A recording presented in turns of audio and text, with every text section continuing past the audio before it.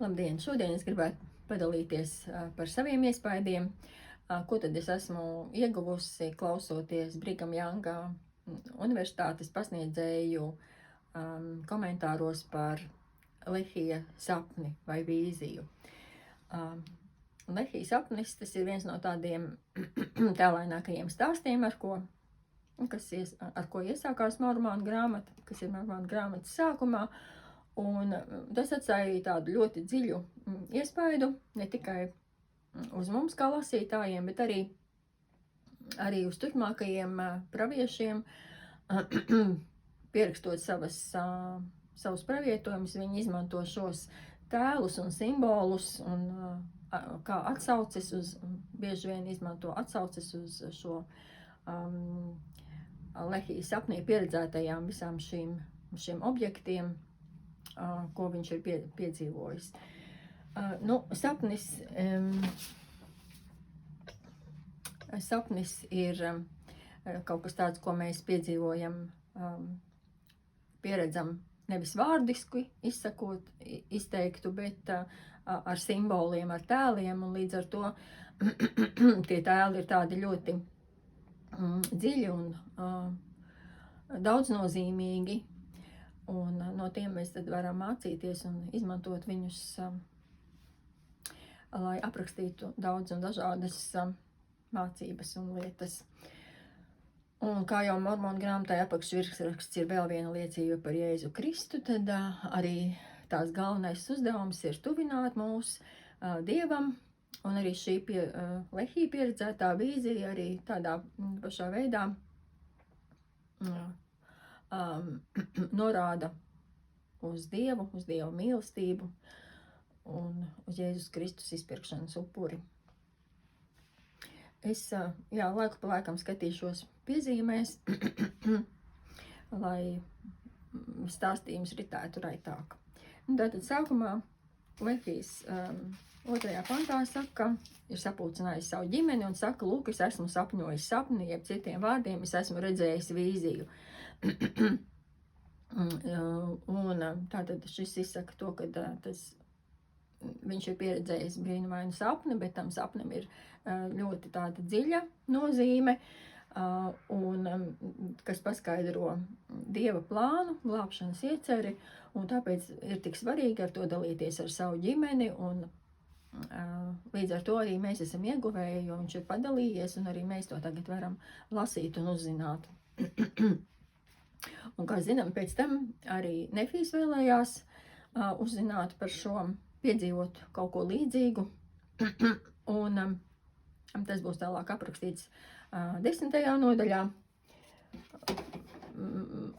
Bet atšķirība ir tāda, ka Lehijs redzēja sapni, viņš bija, skatītājs, ja? Kaut gan arī viņš bija viena no darbojošām personām, bet viņš nevarēja tur, viņš bija tikai noraudzījās no malas. Tad Nefijs vēlējās piedzīvot vīziju, un viņš arī to piedzīvoja, un viņš varēja sarunāties un iedarboties ar tiem saviem sarunu biedriem, ar garu un ar eņģeli.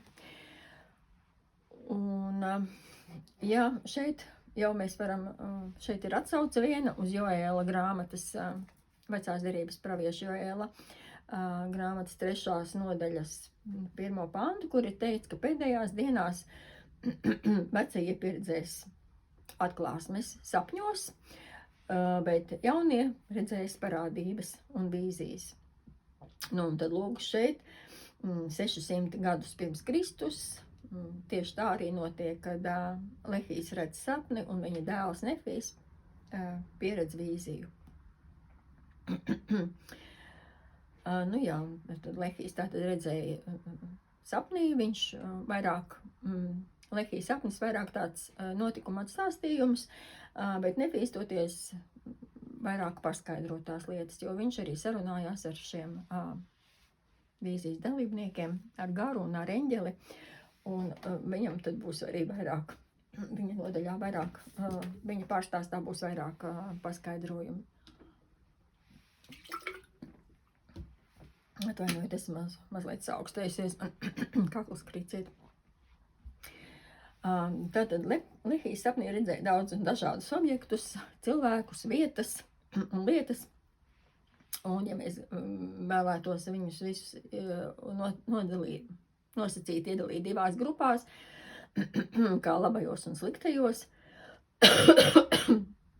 tas ir kā varbūt būtu ļoti vienkārši tāds iedalījums, bet tas ir kā mēs parasti novērtējam visu savā dzīvē. Attiecībā uz svētajiem rakstiem, tad varbūt mēs iedalītu labajos, kas ir Kristus apliecinošie, un sliktajos tātad ar pretējo nozīmi. Iedalīsim, tātad kreisajā pusē es rakstīšu sliktos, un labajā pusē būs labie, ja? Vai tādi, kas Kristu paskaidro, Kristu apliecina. Kā tad, ko mēs varētu, kas būtu pie labajiem, tā centrālā lieta varētu būt dzīvības koks, ja? Koks. Dzīvības koks. Tas noteikti ir labs, vēl varētu būt šaurā taka. Un arī margas, dzels margas, ja? Tās būtu labas lietas. Centrālā sliktā lieta, kāda varētu būt droši vien lielā un plašā ēka, ja? Ēka. Vēl pie sliktajām lietām varētu būt tumsības migla. Migla. Un, cilvēki tātad, kas bija šajā ēkā, ja? Ūdens upe. Tā gan Lehijs gan nav raksturojis viņu sīkāk. Viņš tikai nosauc, ka tāda bija. Un arī tās bija droši vien aizliegtās takas, ja? Aizliegtās takas. Un ceļi, nezināmie ceļi, kuri aizveda, kurus ejot cilvēki noklīda neceļos, ja? Un tad upe arī es pierakstīšu šeit, jo mēs tālāk lasot Mormonu grāmatu no Nefija uzzinām, ka upe arī ir, pieder šajai pusē, jo tie ir tā kā Ellis dziļumi, sātana kārdinājumi, ja, tad es pārstāvu šo. Vainojos, man ir jauna tāpeli. Pārstāvu šo tumšo pusi. Tā. Tuliņ.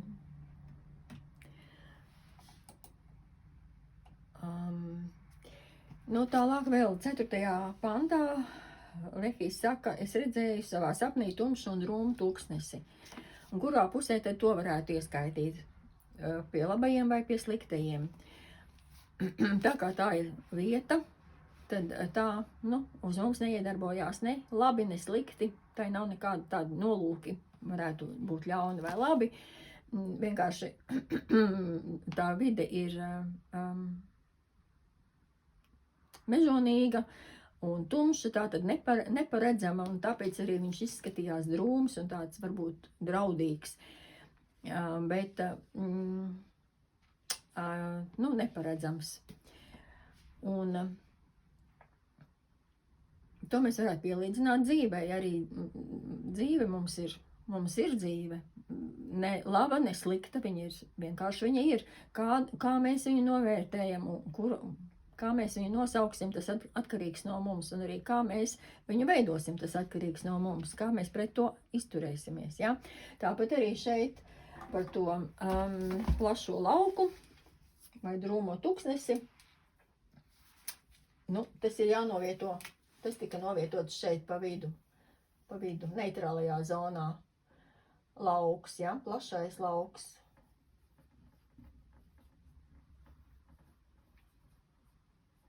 Un tūkstnesis.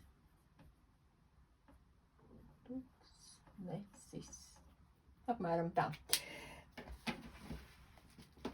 Viņš ir neparedzams, nu, necaurredzams, ja, bet lehiem tā ir iespēja atklāt kaut ko jaunu, uzzināt kaut ko jaunu par sevi, uzzināt vairāk par Dievu, un tāpēc viņš ir pa vidu novietots, ja. Jūs varat izvēlēties, kā jūs raksturojat savu dzīvi vai savu lauku, tā ir jūsu izvēle. Ja runājam par dzīves tādiem smagākajiem, tumšākajiem brīžiem, kad ejam tiem cauri, noteikti mēs sakam, ka tā ir smaga pieredze, to ir grūti izturēt, panest, to ir grūti pārdzīvot, ja? Un to negribētos atkārtot. Tomēr tad, kad mēs esam izgājuši tam cauri un paskatījušies, paraugoties atpakaļ uz to, ko mēs esam pārdzīvojuši, nodomāju, ka tā tomēr ir bijusi vērtīga pieredze, no kuras es esmu daudz ko mācījies, ieguvis, ja, un atskatoties, tu redzi, kā ir izmainījusies tava dzīve, izmainījusies tava attieksme pret Dievu, attieksme pret sevi un saviem tuviniekiem, un tad no tā var secināt, ka tu esi ieguvējis, lai vai nu kā, bet tu esi ieguvējis. Atvainojos. Tālāk, kurā pusē mēs varētu ievietot to vīru baltajā apmetnī. Tātad vīrs bija ķerpies baltā apmetnī, varētu nodomāt, ja ir baltās drēbēs, tad ir labais. Tomēr pēc apģērbas spriežot vien var nokļūdīties, jo arī Sātans spēja parādīties eņģeļa izskatā un mūs pievilt. Un notika tātad, ko Lehijs saka, es no 5. līdz 7. es redzēju vīru, viņš nāca un nostājās manā priekšā, viņš uzrunāja mani un aicināja mani sekot.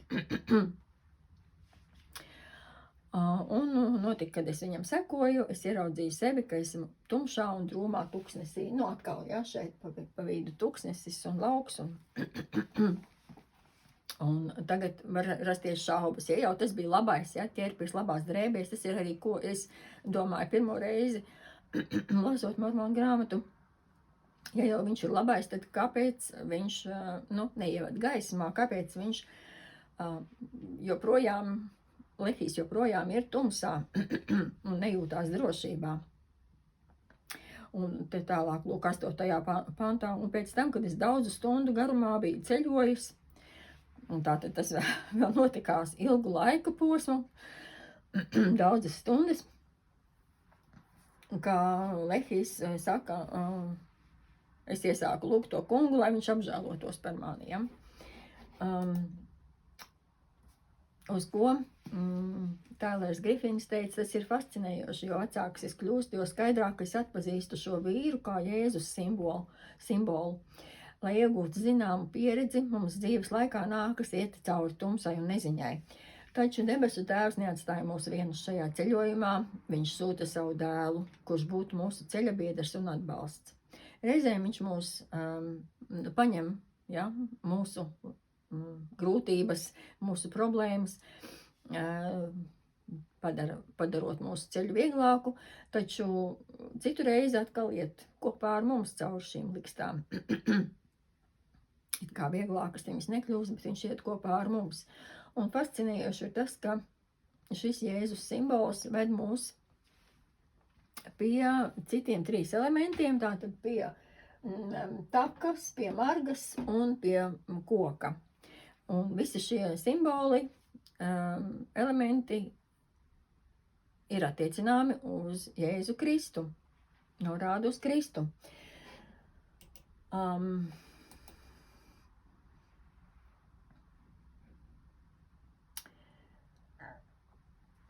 Tā tad ļoti iespējams, ka šis eņģelis vai svētais gars vai Jēzus simbols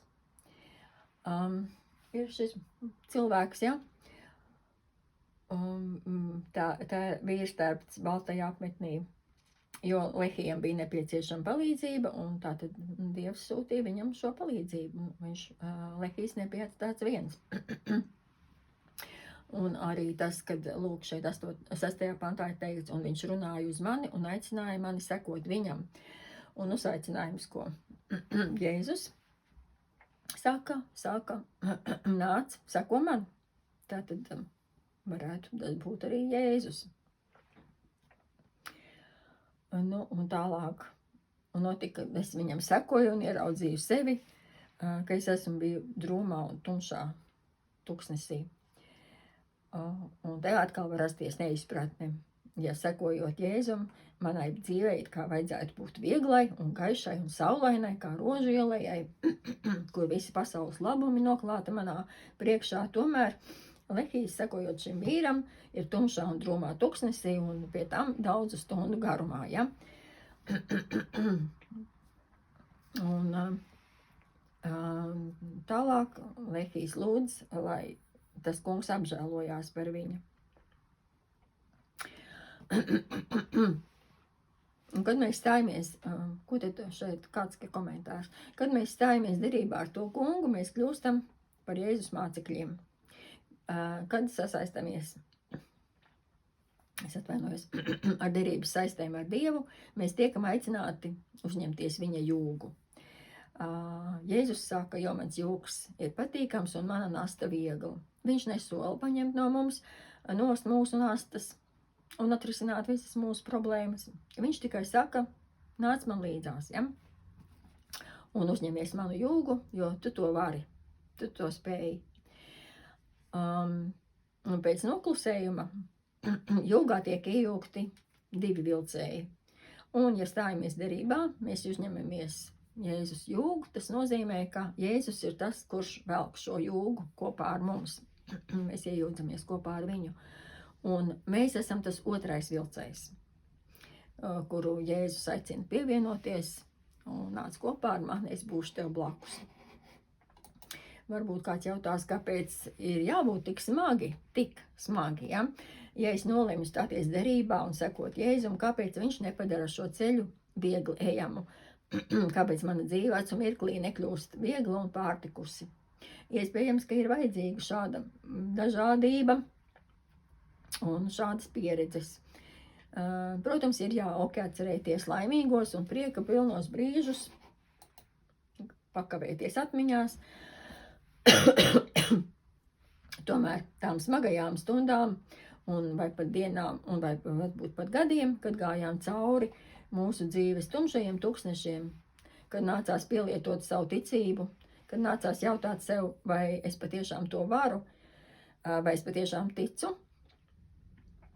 un kad nav cita atbalsta kā vien paļaušanās uz Dievu, tiem brīžiem, tiem gadiem un dienām, tiem ir pavisam cita vērtība šādai pieredzēji. Un mūsu dzīves mērķis nav nokļūt no punkta A, punktā Z, jā, tad no mūsu piedzimšanas nokļūt mūsu dzīves pēdējā stundā. Ja tas būtu mērķis, Dievs mūs vienkārši varētu pārcelt, taču mēs neko neiegūtu un mēs neko neiemācītos. Mēs nekļūtu ne viedāki, ne sirds gudrāki. Šādu pieredzi mēs varam iegūt tikai pašiem ejot šo nogurdinošo, šo grūto dzīves ceļu, kad mēs tiekam sijāti un vētīti un kausēti un dzidrināti, lai galu galā kļūtu tādi, kādus Dievs mūs vēlas ieraudzīt, jo viņš zina mūsu potenciālu, viņš zina mūsu izaugsmes iespējas, viņš zina, par ko mēs varam kļūt. Mums vajadzētu paļauties uz viņa gādību un iet šo ceļu. Un turklāt neaizmirsīsim, mēs neesam atstāti vieni. Mums vienmēr ir ceļa pavadonis. Un šajā brīdī, tātad Lehija vīzijā, tas ir Jēzus ienāk. Tātad Lehijs ierauga lielu un plašu lauku. Un tālāk, kad es ieraudzīju koku, kur augļi bija karojami, lai padarītu kādu laimīgu. Un notika, ka es piegāju un nobaudīju to augli, un es atklāju, ka tas bija vissaldākais no visiem, kādus es jebkad pirms tam biju baudījis. Jā, un es ieraudzīju, ka tā auglis bija balts, un tā baltums pārsniedza visu, ko es jebkad biju redzējis. Un tātad Lehijs nobauda augli, un tas viņam liekas tīkams, bet, kā mēs tālāk lasīsim, arī citiem cilvēkiem būs citādas pieredzes. Bet lūk, ko Lehijs saka, un kad es nobaudīju to augli, tas piepildīja manu dvēseli ar ļoti lielu prieku. Tādēļ es sāku vēlēties, lai mana ģimene arī nobaudītu no tā, jo es zināju, ka tas bija visiekārojamākais no visiem augļiem. Šajā gadījumā šeit ir līdzība, varam saskatīt līdzību ar Jēzus Kristus izpirkšanas upuri. Tātad auglis piepildīja manu dvēseli ar lielu prieku. Tas nav vienkārši auglis, ja? Un tā varētu būt arī līdzība ar vakarēdienu pieņemšanu. Ko arī mēs varam tātad piedzīvot katru svētdienu, ja? Mēs varam vai nu pieņemt vienkārši maizi un ūdeni, kā Lehijs nobaudīja augli, vai arī mēs varam domāt par to, ko šie simboli reprezentē, atpazīt Dieva mīlestību un atpazīt to pieredzi savā dzīvē, ko mēs esam piedzīvojuši. Līdzība ar vakarēdienu. Labi, tālāk par pašu taku. Kā jūs iedomājaties to taku? Zīmēšu zaļo. Var uzzīmēt vienkārši taka un galā koks, ja? Un vēl margas. Gar taku, kas ved uz koku. Tomēr šāda taka ļoti taisna, tas būtu vienkāršots zīmējums, bet tomēr ļoti taisna taka laikam neatbildīs mūsu dzīves ceļa gājumam un mūsu mērķim, mūsu centieniem sasniegt mērķi. Tie nekad nebūs tādi taisni un arī, ja, horizontāls, tas nozīmē, ka nav izaugsmes. Tātad, šāds zīmējums nebūtu visai korekts vai neatspoguļotu to, ko Lehijs savā vīzijā grib parādīt. Tā, ka varbūt arī tāda ar kāpumiem un kritumiem, pacēlumiem līdz beidzot nonāk līdz dzīvības kokam. Dzīvības koks ir kaut kur augšā. Tā ir mūsu izaugsme un mūsu ceļš, kas nevienmēr ir gluds un viegli noejams. Ja kādu varbūt mulsina, tāpat kā mani, kad angļu valodā ir rakstīts straight and narrow, es sapratu, ka straight ir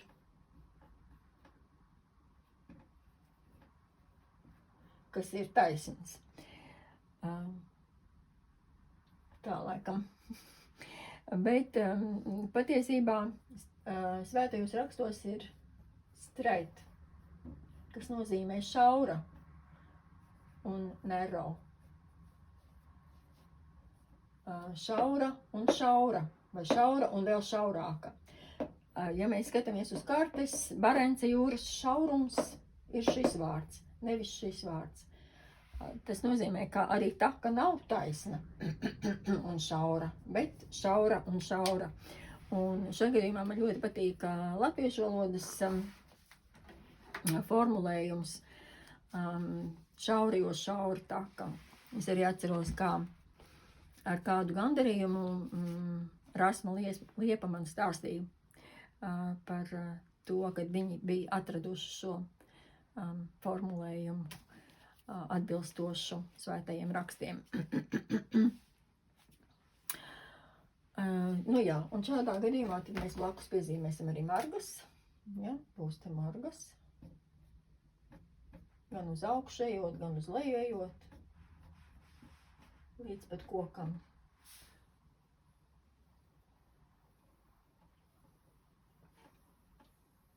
Tā.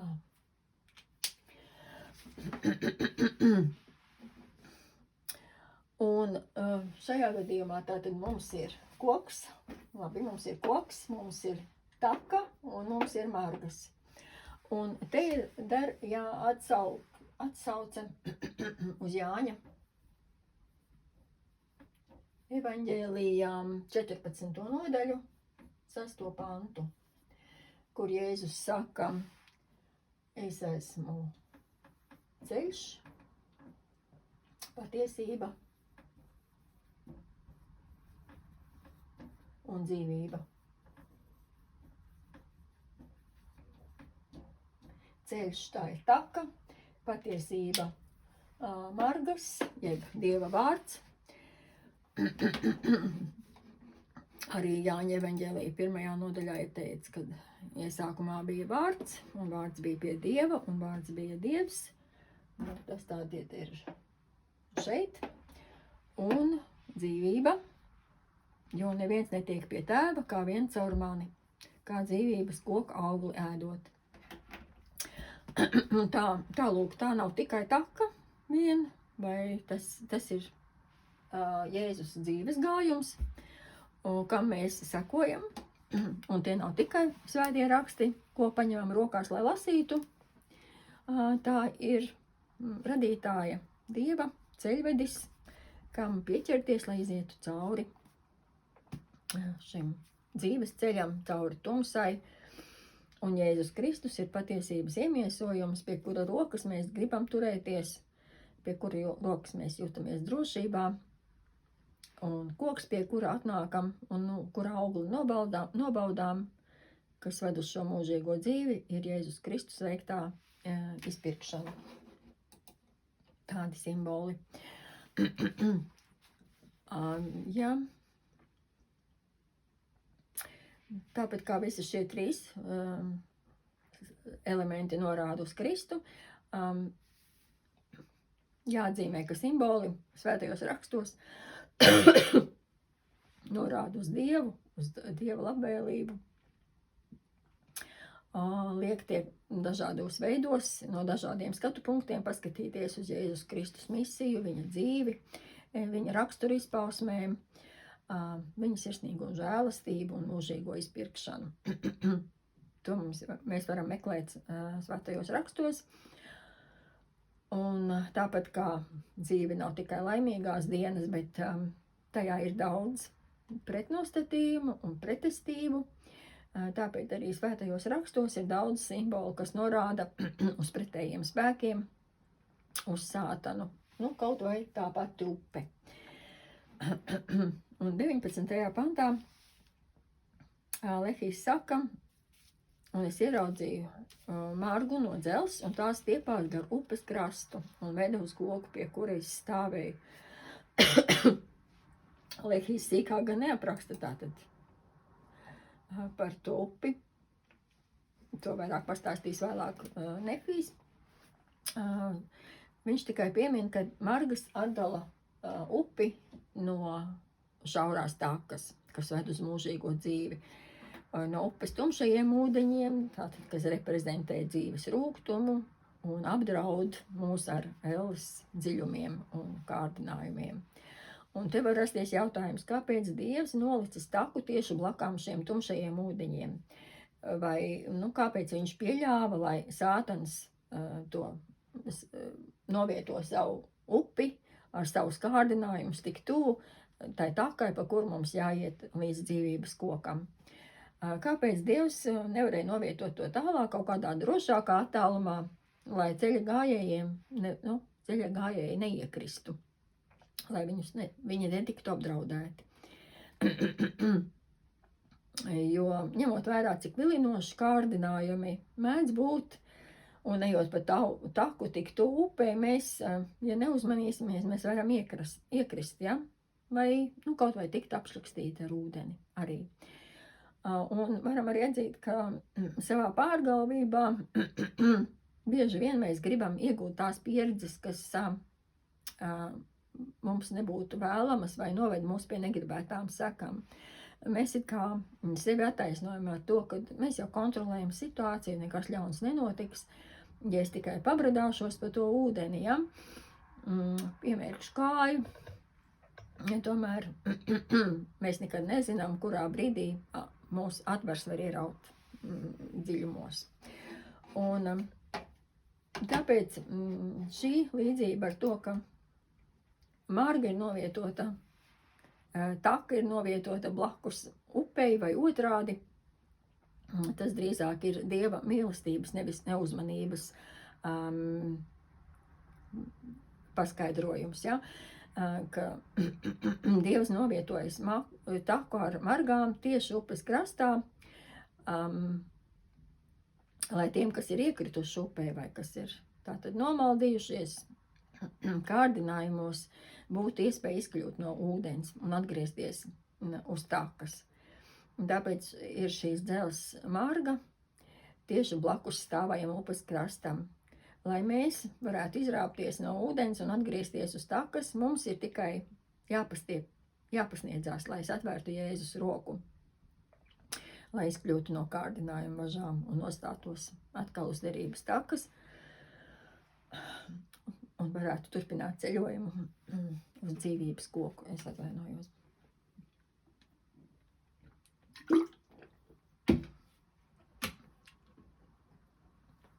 Lai tad, kad mums šī palīdzība ir vajadzīga šī brīnišķīgā piedošanas dāvana, kas nāk caur Jēzus Kristus izpirkšanu.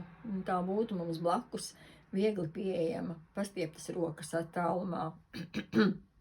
Dievs nesaka mums, kad tu izrāpsies laukā, tad tu ej pa lauku līdz tai takai, kas tur ir drošā attālumā, un tad tu vari atgriezties pie manis. Taka ir tieši blakām, margas ir tieši blakām. Un šis ir žēlastības pilnais Dievs, kurš sūtīja savu dēlu tieši upes krastā, lai viņš aizsniedzot upes dziļumus, elles dziļumus, var palīdzēt mums izglābties no šiem kārdinājumiem, no vilināšajiem kārdinājumiem. Ko darīja Lehijs, kad nobaudīja augli? Viņš sauca savu ģimeni nākt un pievienoties viņam. Un pēc tam viņš pamanīja arī citus cilvēkus, neskaitāmus ļaužu pulkus, ja? 21. pantā es redzēju neskaitāmus ļaužu pulkus, daudz no kuriem steidzās uz priekšu, lai varētu sasniegt taku. Un vēl tiek minēti, tātad tur ir būs vairākas tās grupas, kas tiek pieminētas, un katrai no tām ir savi mērķi un centieni, un tad papētīsim tā secībā, kādā secībā viņi veica šīs rīcības un ko viņi darīja, lai nokļūtu līdz mērķim. Ja mēs pieņemam, kā taka ir derības taka, kas ataino mūs kā derības nesējus, derības turētājus,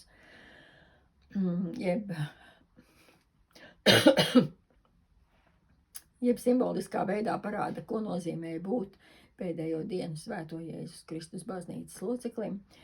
Tad, kā zinām, kristīšanās ir vārti, caur kuriem izejot, mēs nostājamies uz takas, kas ved uz mūžīgo dzīvi. Uz šīs takas, ja?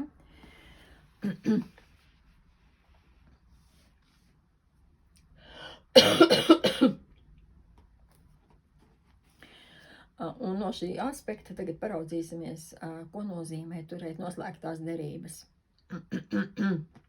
ar Jēzu Kristu un kā cilvēki pret to izturās. Pirmā lieta par šo stāvo un līkumoto taku.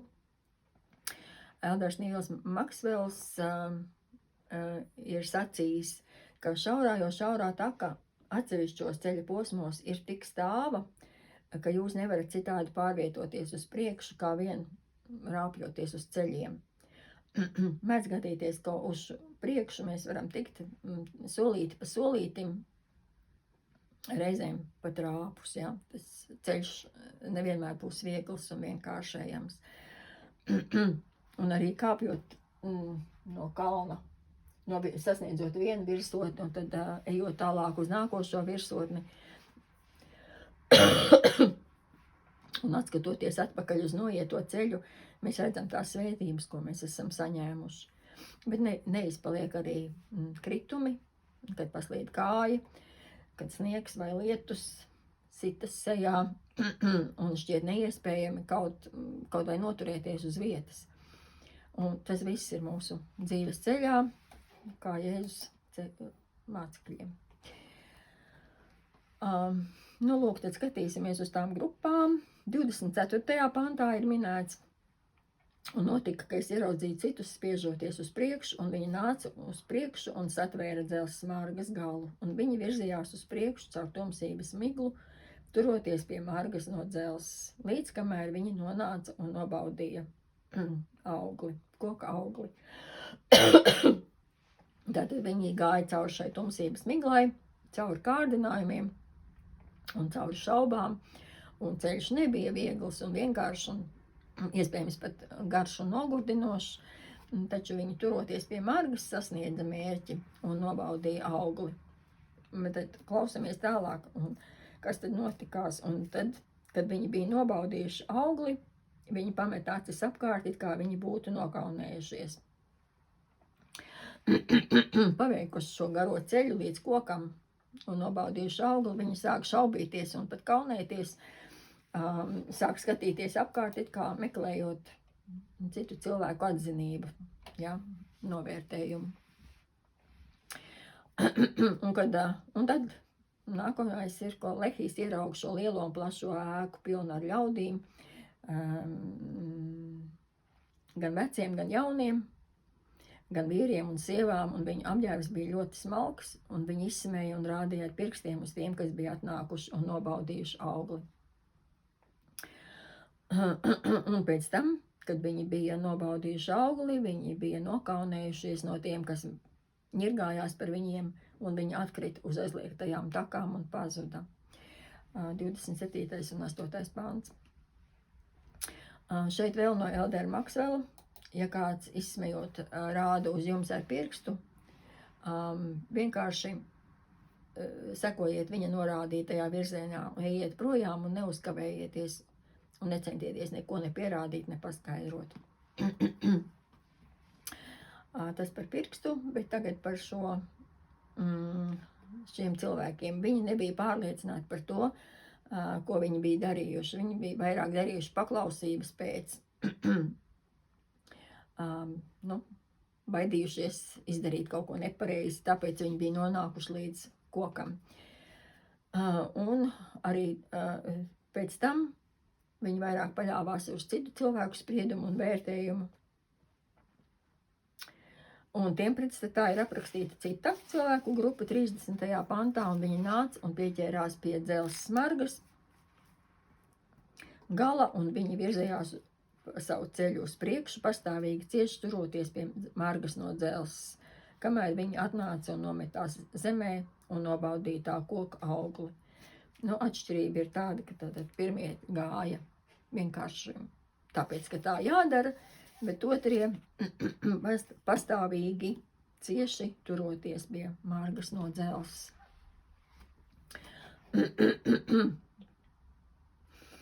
Vēl šeit vai nešķiet dīvaini. Piemēram, ābeļu dārzā ieejot, mēs taču nesāksim lasīt nokritušo ābolus, bet gan skatīsimies pēc tiem labākajiem, kas ir kaut kur kokā, ko mēs varētu noplūkt. Tāpēc šajā gadījumā līdzība ar koku nav jāsaprot burtiski, un tā nav ne tulkotāja, ne pierakstītāja kļūda, jo te nav runa par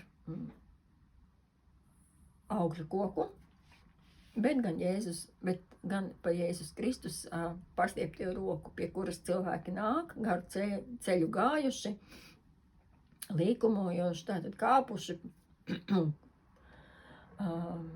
arvien augstāk un kalnā, līdz tie beidzot sasniedz virsotni un atklāja savā priekšā Dieva vienpiedzimušo dēlu. Un tādā gadījumā šī rīcība ir atbilstoša, viņi pietuvojās viņam, viņi nometās zemē un nobaudīja augli, kas ir, viņi tātad izteica pateicību, apzinoties, kā tas bija Jēzus, kurš viņus vadīja līdz šim. Atrodoties tumšā un drūmā dzīves nomalē un redzot to kungu visā viņa godībā un gaismā, ar pastieptām rokām, ir vietā šī dzīvības koka simbols. Un kad jūs dodaties pa taku kalnā un ikreiz nonākot pie jauna pacēluma, jums šķiet, ka tas jau ir galamērķis, bet tomēr izrādās, ka ir vēl kur kāpt, ir vēl kur augt. Un tikai beidzot nonākot galā atklājat, ka tas nav koks, bet gan Dieva dēls. Un tad, protams, mēs metīsimies ceļos, izsakot savu pateicību, atskārstot, ka visu ceļu esam turējušies nevis pie dzelzs margas, bet gan pie viņa rokas, aptverot, cik lielas svētības mums ir sagādātas, ko mēs esam piedzīvojuši. Tātad bija ievērojāt, ka grupa, kas minēta bija 24. pantā, nemetās zemē. Viņi īsti necentās pat noskaidrot, ko viss notiekušais nozīmē. Tie nonāca galā un sajūtās nokaunējušies par savu padarīto.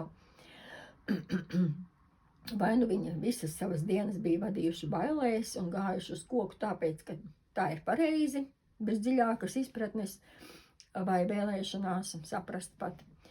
Un tāpēc viņi nepaļāvās ne uz savu noietā ceļa pieredzi, ne uz savu prātu, ne uz savu sirds balsi. Viņiem svarīgāk šķita atbilst citu vērtējumam. Un Lehijs norāda, ka lielajā un plašajā ēkā mītošie nav tie, kuru vērtējumam būtu jāņem vērā. Jo Lehijs pats teica, bet mēs nepievērsām viņiem uzmanību. Šeit tiek minēta līdzība ar ēku, ar sociālajiem tīkliem.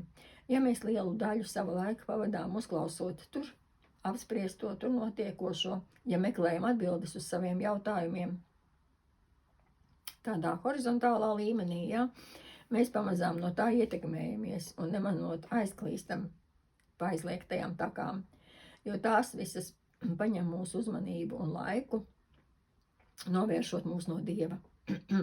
Kā zināms, pretnostādījums visā ir dzīves laikā, un tāpēc par to nebūtu jābrīnās. Un zemes dzīves mērķis ir pārbaudīt mums pašiem pārbaudīt sevi, kā mēs uz to noreaģēsim, ko mēs izvēlēsimies, kurai balsī klausīt, kuram uzaicinājumam sekot. Vai mēs klausamies horizontālā līmenī uz mūsu padomdevējiem, vai mēs klausamies uz padomdevēju, kas nāk no augšienes. Tā arī salīdzinājumā šī grupa 30. pantā, kas gāja ticības vadīti, kas atpazina Kristu un pateicībā nobaudīja viņa mīlestības un žēlsirdības augli, viņa veikto izpirkšanu, kas dod mums mūžīgo dzīvi. Šie cilvēki gāja ticībā, nevis baiļu mākti vai kādām citām savām sautīgām interesēm. Un viņi cieši turējās pie margas. Tātad atkal ir to, ka ik viena laba lieta svētajos rakstos, ik viens no simboliem liecina par Kristu, un jūs atpazīsiet viņu daudzos simbolos un stāstos un elementos. Un gluži tāpat jūs atradīsiet simbolus, ēnas un veidus, kas simbolizē pretējos spēkus, jeb sātanu, miezīgo cilvēku. Šo pretnostatījumu, ar ko mēs sastopamies savā ikdienā, kur reizēm nākas ceļot caur tumsu un miglu, kad mums, lai nenomaldītos no takas, nepieciešams neatlaisties no dzelzs margas, lai nonāktu pie Jēzus, lai saņemtu viņa pastiepto roku un pieņemtu viņa veikto izpirkšanu. Atceroties 1830. gadā izdevumu, Mormonu grāmatas izdevumu, kur Nefī grāmatas nodaļas bija daudz garākas, tad pirmā nodaļā ietilpā pirmās 5 nodaļas no šīs grāmatas, no šī izdevuma, un otrajā nodaļā tagadējās 6. līdz 9. nodaļas. Un tās saturēja Nefī veikto Lehija grāmatas saīsinājumu un pārstāstu. 9. nodaļā Nefijs runā jau pirmajā personā, stāstot, ka darina 2 veidu plāksnes, 2 veidu pierakstus, lielās un pēc tam mazās plāksnes. Un tātad 9. nodaļas 5. pantā viņš raksta: tas kungs ir pavēlējis man taisīt šīs plāksnes viņa gudram nolūkam, kuru es nezinu. Kā redzat, arī pravieši paklausa Dieva pavēlēm, nezinot līdz galam viņi īstenos nolūkus. Nevienu reizi vien pravietim ir nācies pieņemt sabiedrībai nepopulārus lēmumus, kurus var izskaidrot vien ar es nezinu, Dievs man tā lika. Un mēs, zinot tālāko notikumu vēsturi par pazaudētajām 116 manuskripta lapusēm, varam būt tikai pateicīgi Nefijam par paļāvību Dieva gribai. Tā sagādājot atrisinājumu kļūmīgajai situācijai, kas norisinājās 1829. gadā, tātad te jau pusotru gadsimtu vēlāk, pēc tam, kad viņš veica šo plākšņu apkopojumu un pierakstu. 9. nodaļu viņš nobeidz tātad ar āmen, pēdējo pantu, un sākot ar 10.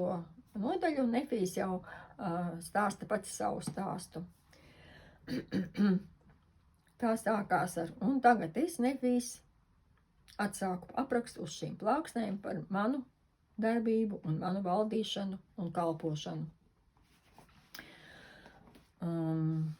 Tālāk, lai atsāktu savu aprakstu, man ir jārunā mazliet par mana tēva un arī manu brāļu darbību. Nu, lūk, un te viņš stāsta par notikumiem Jeruzālemē, kur viņa tēvs pravietoja jūdiem par gaidāmo krišanu babiloniešu gūstā un pie kādām sekām šī paklausība Dieva pavēlei turpinājumā noveda viņa ģimeni. Viņiem bija tātad jāceļo projām. 6. pantā, 10. nodaļas 6. pantā Nefijs raksta: un tagad visa cilvēce bija dzudušā un kritušā stāvoklī, un vienmēr būs, ja vien viņi nepaļausies uz pestītāju. Vai pamanāt atsauces uz Lehija sapni, uz derības taku, uz svešajiem ceļiem, uz bīstamajiem tumšajiem ūdeņiem, kas var ieraut neuzmanīgu ceļa gājēju. Tas viss atsaucās šajā 6. pantā. Brīdinot, ka mēs visi esam zuduši, ja nepaļausimies uz glābēju. Un Lehija sapnis parāda ceļu, kā tas paveicams.